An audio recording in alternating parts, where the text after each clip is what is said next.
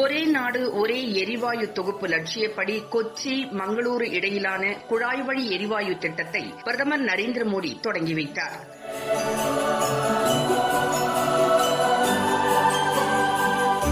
வருங்கால பசுமை இந்தியாவிற்கு இது ஒரு முன்னோடி திட்டம் என்றார். கொச்சி மங்களூரு இடையே 450 கிலோமீட்டர் நீளமுள்ள இந்த குழாய் வழி எரிவாயு திட்டத்தை கெயில் இந்தியா நிறுவனம் ஏற்படுத்தியுள்ளது. இதன் மூலம் நாள் ஒன்றுக்கு 12 million metric standard cubic metre இயற்கை எரிவாயு கொச்சியில் உள்ள LNG நிறுவனத்திலிருந்து கர்நாடகாவில் உள்ள மங்களூருக்கு எர்ணாகுளம், திருச்சூர், பாலக்காடு, மலப்புரம், கோழிக்கோடு, கண்ணூர் மற்றும் காசர்கோடு மாவட்டங்களை கடந்து செல்லும்.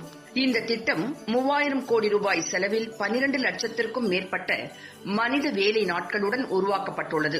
இந்த திட்டத்தில் குழாய்கள் அமைத்தது மிகப்பெரிய பொறியியல் சவால் என கூறப்படுகிறது. 100க்கும் மேற்பட்ட இடங்களில் நீர்நிலைகளை கடந்து இந்த குழாய்கள் அமைக்கப்பட்டுள்ளன. கிடைமட்ட திசையில் துளையிடும் முறை என்ற சிறப்பு தொழில்நுட்பம் மூலம் இந்த குழாய்கள் பொருத்தப்பட்டுள்ளன.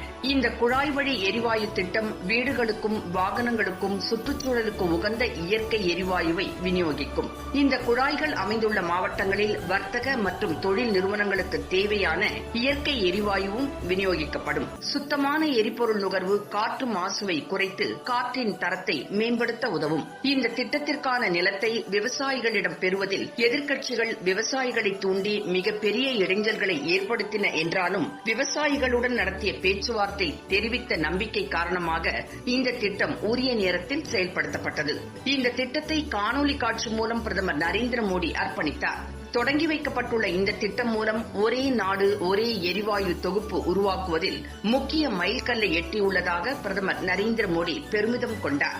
இந்த திட்டம் மிகவும் சவாலான திட்டம் என்ற போதிலும் வருங்கால பொருளாதார வளர்ச்சிக்கு சிக்கனத்துடன் கூடிய சீர்மிகு திட்டம் என்ற அவர் எதிர்கால பசுமை இந்தியாவிற்கு இயற்கை எரிவாயு ஆற்ற உள்ள பங்கு குறித்து விவரித்தார். கர்நாடகா மற்றும் கேரள மாநிலங்களின் ஆளுநர்கள் மற்றும் முதல்வர்கள், மத்திய அமைச்சர்கள் இந்த நிகழ்ச்சியில் கலந்து கொண்டனர்.